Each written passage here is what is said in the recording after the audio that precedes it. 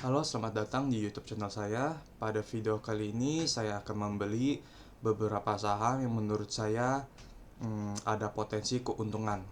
Apa saja saham itu? Oke, mari langsung kita mulai saja agar waktunya lebih cepat. Yang pertama adalah Astra. Mengapa Astra? Kita akan mereview secara singkat ya. Astra. Pertama, mari kita lihat produk-produk dan jasa dari Astra. Bisa lihat di sini. Nanti bisa di pause saja ya demi mempersingkat video karena nanti ada beberapa saham lagi. Lalu kita lihat ke pendapatan dan laba bersih di 2023 apabila disetahunkan ini mencapai 10 tahun tertingginya ya. Ini apabila disetahunkan dan ini triliun rupiah. Lalu kita lihat GPM dan NPM-nya lumayan di 23,82 dan net profitnya di hampir 11%. Kita lihat di ROE-nya ada di atas 15%. Ini menurut saya sangat baik apabila dimiliki oleh suatu saham blue chip ya. Kita lihat ekuitasnya terus bertumbuh. Debt to equity ratio yang di bawah 1. Earning per share yang bertumbuh. Dividen yang lumayan. Tahun lalu dia membagikan hampir 10%. PE ratio dan PBV-nya nanti kita lihat yang terbaru saja ya. Kita lihat PE dan PBV yang terbaru. Ini PE-nya yang terbaru 10 tahun terakhir.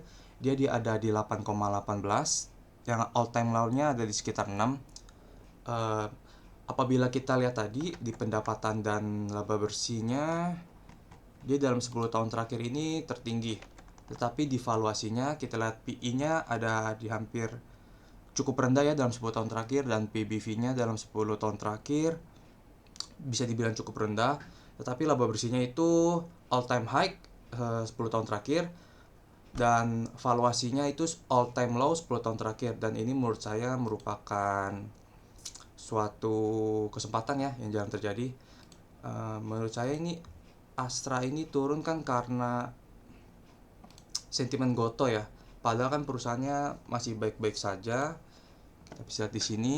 Sekarang ada di harga 5750. Kalau tidak salah tertingginya ada hampir 8000 ya. Oleh karena itu saya ingin membelinya Astra. Yang pertama-tama kita beli Astra. Kalau mau lihat review secara lebih luasnya, kalian bisa langsung lihat ke YouTube channel saya yang ini nih, yang ini nih, yang tentang Astra. Oke, mari kita beli.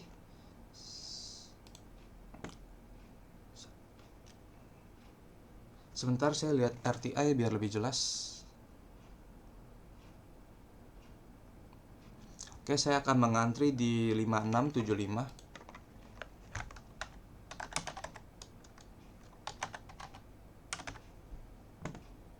5675.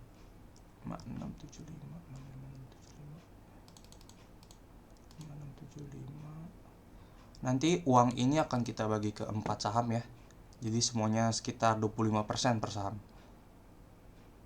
Oke. Langsung saja kita beli. Oke, yang pertama sudah.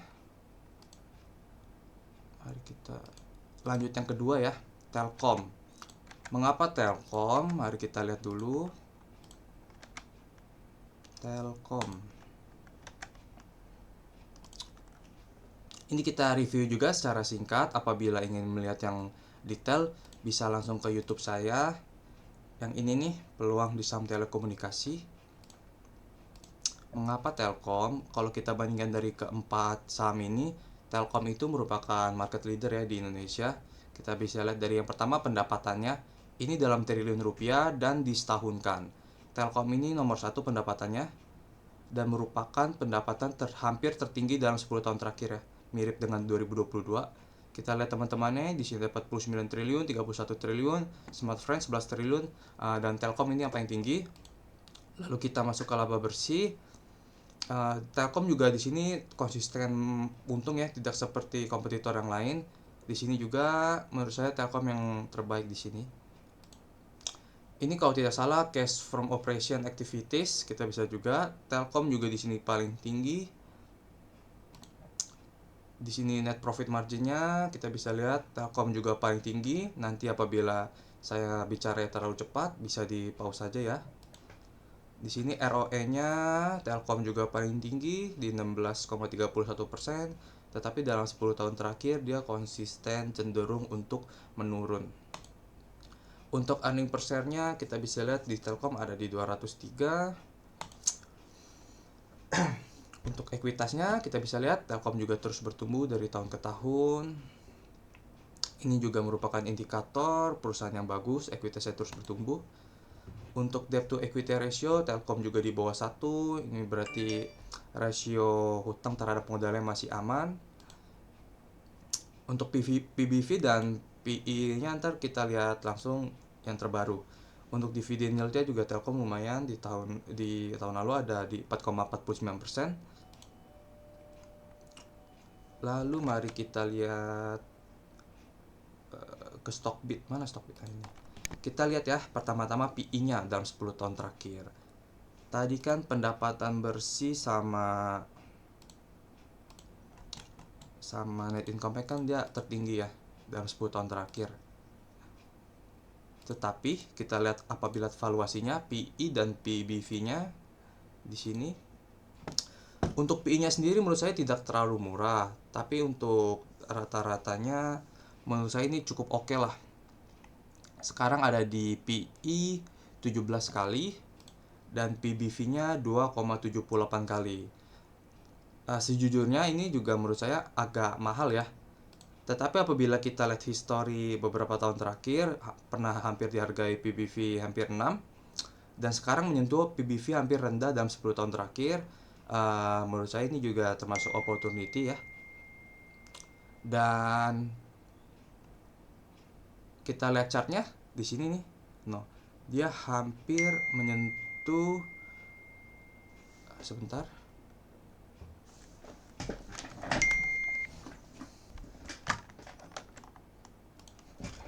Maaf, tadi ada Gojek. Oke, lanjut. Kita bisa lihat harganya di sini dalam 2 tahun terakhir harganya cukup rendah ya. Ini sama seperti Astra karena mereka berdua ini berinvestasi kepada Gotoh dan sekarang masih floating loss yang cukup dalam ya, beberapa triliun. Tapi menurut saya ini merupakan kesempatan yang jarang terjadi ya. Sama seperti Pak Lo Keng Hong membeli MBAI itu ketika terjadi flu burung yang membuat orang-orang melepas saham yang berkaitan dengan burung. Padahal fundamental perusahaan itu baik-baik saja, tetapi karena logika dan sentimen yang negatif membuat harga sahamnya itu terus turun ya. Karena flu burung, orang-orang tidak mengonsumsi ayam, yang membuat orang berpikiran melepas saham yang berhubungan dengan ayam. Menurut saya ini Telkom juga mirip seperti itu ya. Oke, mari langsung kita beli saja.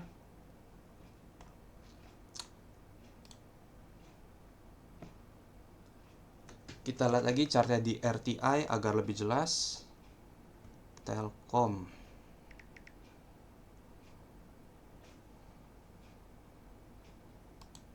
Kok nge-lag?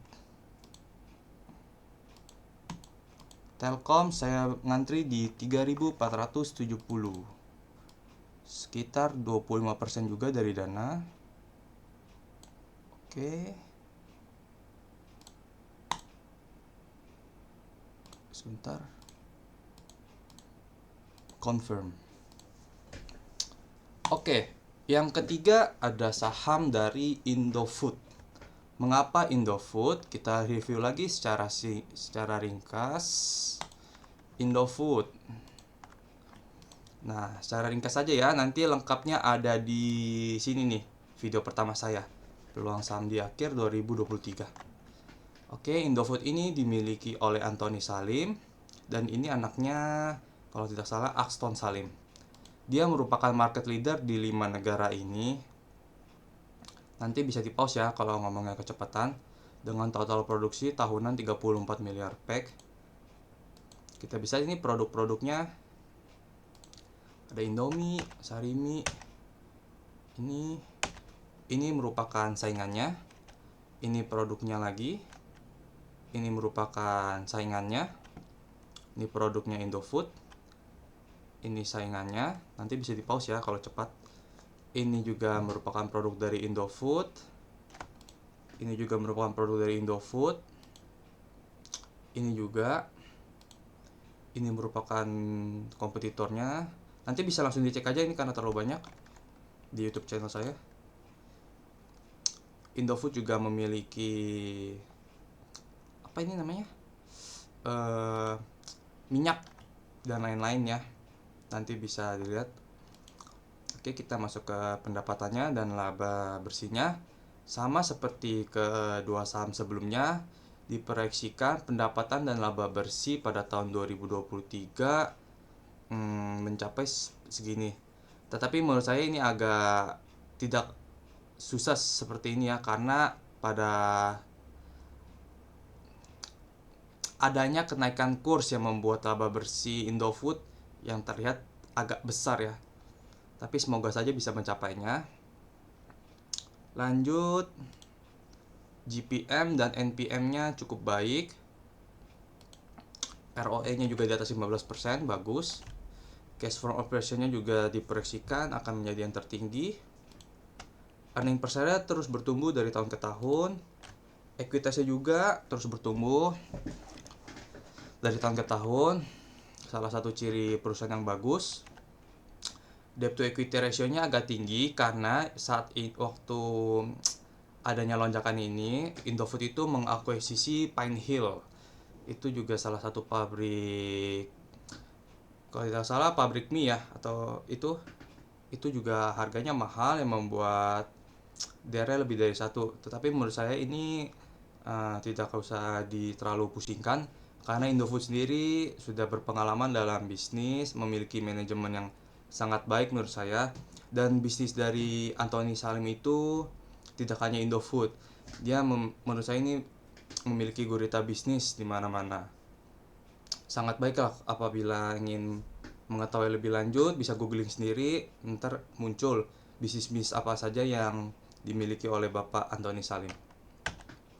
Untuk PI dan PBV nanti kita lihat yang terbaru. Dividen juga lumayan. Oke, satu lagi nih. Keuntungan membeli saham konsumer dibandingkan sektor lain ketika Indonesia terjadi krisis atau seperti pandemi kemarin, orang-orang masih perlu untuk mengonsumsi produk dari Indofood. Menurut saya ini saham yang tahan banting, tahan goncangan. Nah, ini beberapa bisnis yang saya mention tadi ya. Ini hanya beberapa. Oke, lanjut kita lihat ke PI-nya.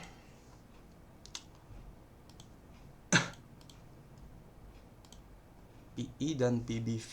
Kita bisa di sini dia laba proyeksinya diproyeksikan menjadi tertinggi ya. Tetapi PI-nya ini 10 tahun terendah, padahal laba bersihnya itu malah itu 10 tahun tertinggi. Ini jadi agak berbalik ya. Menurut saya ini sangat kesempatan yang bagus. Gimana lagi kita bisa memiliki saham Indofood dengan PI hanya 6,57 kali saja. Dan yang lebih menariknya lagi, PBV-nya hanya 1,05. Menurut saya ini sangat bagus lah. Tapi ini bukan ajakan membeli atau menjual ya. Kita bisa lihat chartnya 5 tahun terakhir. Cukup bagus. Tetapi sebenarnya saya ingin menunggu Indofood di harga 6.000. Tetapi karena memiliki cash yang sedikit berlebih, kita bisa jajan dulu. Nanti apabila turun lagi, kita beli lagi dengan kita melihat dulu, melihat kembali fundamentalnya kenapa turun terus. Tapi saya akan membeli terus sampai cash saya habis karena saya percaya kepada 4 perusahaan itu. Oh ya, nanti saya juga akan kasih tahu bakal take profit di berapa. Oke. Indofood ini bagus ya. Kita langsung beli lagi. Aduh, naik lagi.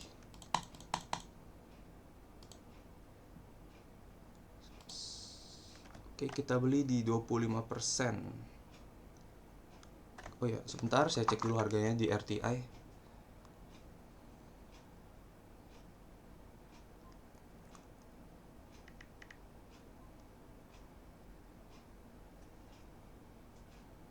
Saya akan ngantri di 6700.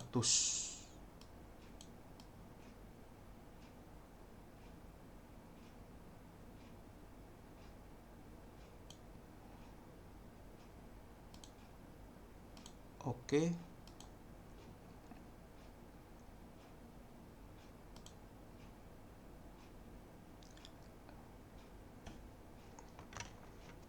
Sebentar saya buka chartnya dulu ya. Review.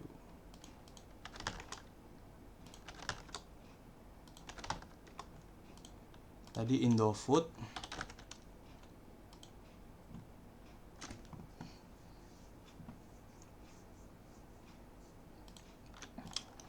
Ada Astra.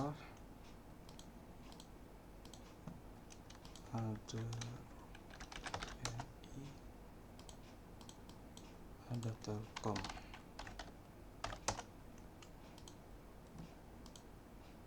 Ini loadingnya agak lama, jadi kita lanjut dulu yang ke BBRI ya, saham terakhir yang akan kita beli. Kita lihat dulu ini sekilas. Nah, nanti kalau mau lihat fullnya lagi, ada lagi di YouTube channel saya, bisa dilihat aja. BBRI, di sini ada perbandingan dari Big Four ya, dari 4 bank besar. Pertama, Pak Lokeng itu suka saham di 2 sektor. Sebenarnya 3 sih, ada di perbankan, di komoditas, dan di consumer good. Tapi karena consumer good ini memiliki valuasi yang agak premium dibandingkan sektor lain, jadi menurut saya ambil yang 2 saja. Untuk pendapatannya sendiri kita lihat ya, nih dalam triliun rupiah dan disetahunkan. BCA di 104 triliun, BRI di 180 triliun, Mandiri di 141 triliun, BNI di 66,9 triliun.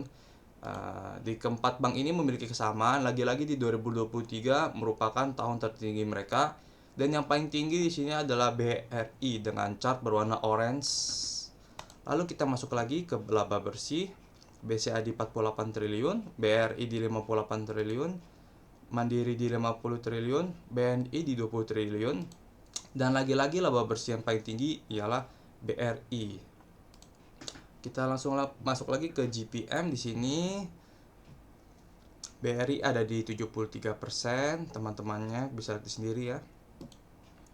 Net profit marginnya juga BRI ada di 30,7%. Untuk total ekuitasnya di sini yang paling tinggi BRI hampir sekitar 300 triliun. Untuk liabilitasnya Mandiri di 1.700 triliun, kedua BRI. Untuk ekuitas kok balik. Untuk asetnya sendiri yang paling besar dimiliki oleh Mandiri. Dividen yield di sini terakhir paling tinggi itu BRI. Untuk rasio bank dan lain-lain nanti langsung lihat di YouTube channel saya kalau pengen lihat, karena ini agak terlalu memakan waktu ya. Tapi kesimpulannya di sini BRI ini cukup bagus. Untuk PBV dan PE-nya sendiri nanti kita langsung lihat di sini. Mana ya? Nah, kita masuk ke PE. Analyze, kita masuk TTM. Di sini BRI ada di sekitar 13,6. Menurut saya untuk BRI ini di 13 ini tidak mahal, karena BRI ini merupakan saham yang begitu besar ya. Kalau tidak salah juga BRI ini laba bersihnya paling tinggi di bursa efek ya. Lalu kita lihat lagi masuk ke PBV, price to book value. BRI juga tidak terlalu murah, ada di sekitar 2,47. Tetapi di sini ada sedikit crash mini ya. Dan menurut saya ini ada peluang sekitar 10-15%. Tetapi tidak memungkinkan juga ini sahamnya akan turun lagi ya. Oleh karena itu kita harus memiliki manajemen keuangan yang bagus. Kita tidak boleh langsung all in saja langsung ke saham. Kita lihat-lihat dulu, selalu sedia cash dan membeli di harga yang murah ya. Kita langsung lihat BBRI di chartnya. Kita akan ngantri di harga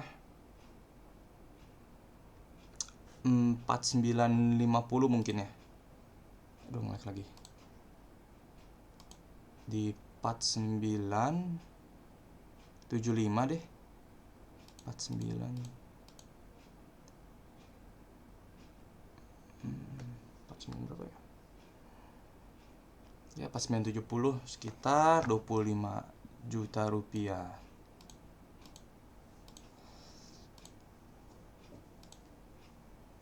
Oke, jadi begitu saja dari keempat saham ini. Lagi kita langsung masuk ke target jualnya ya.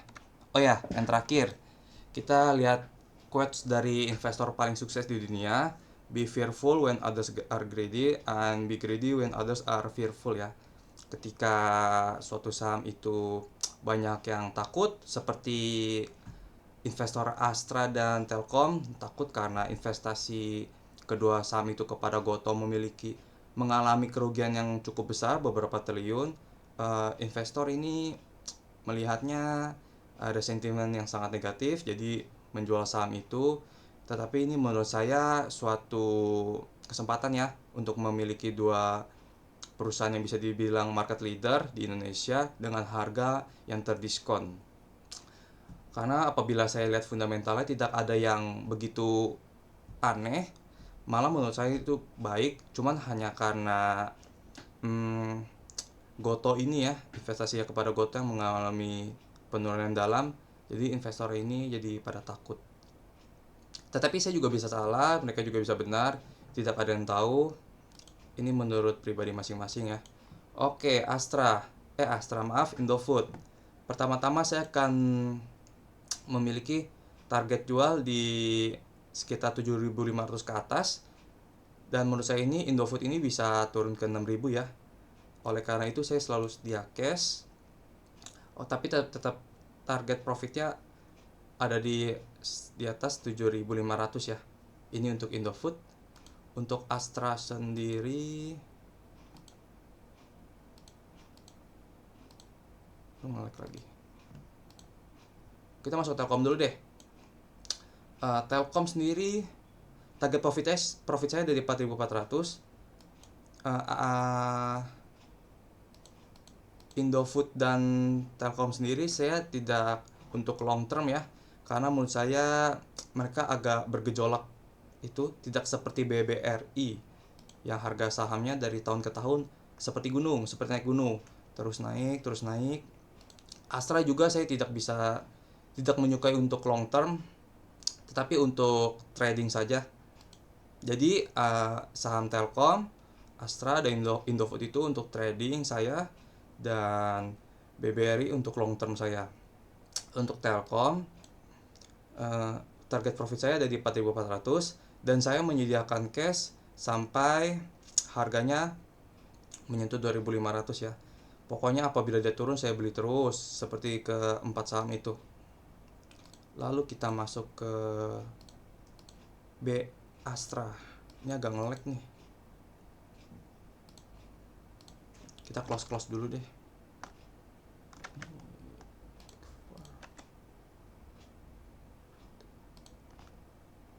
Oh ya, satu lagi quotes dari Warren Buffett. Metode kami sangat sederhana. Kami hanya membeli bisnis bagus sampai luar biasa yang dijalankan orang yang jujur, lalu membelinya dengan harga yang murah dan memegangnya untuk waktu yang lama. Biarkan laba perusahaan bertumbuh. Ini quotes yang menurut saya sangat bagus ya, apabila kita bisa menjalaninya. Oke, kita lihat lagi. Masih loading. Nanti videonya saya cut saja. Astra sendiri target jual saya ada di atas 7.000 dan saya akan jualnya secara bertahap ya. Misalkan saya akan jual di 7.000 sebesar 30%, di 7.500 sebesar 30%, dan di 8.000 itu sekitar 40%. Itu contohnya saja ya. Dan apabila turun lagi, kita harus memiliki cash yang cukup untuk membelinya lagi, karena ini menurut saya suatu momentum yang baik. Dan untuk BRI sendiri, kita bisa dari dia awal IPO sahamnya terus naik karena emang ini perusahaan yang bagus, labanya juga terus bertumbuh. Ini bisa dijadikan untuk long term investing ya. Oke, begitu saja video kali ini. Apabila ada kata-kata yang salah, saya ucapkan minta maaf. Dan apabila Anda suka dengan video ini, jangan lupa like, comment, share, dan subscribe. Terima kasih.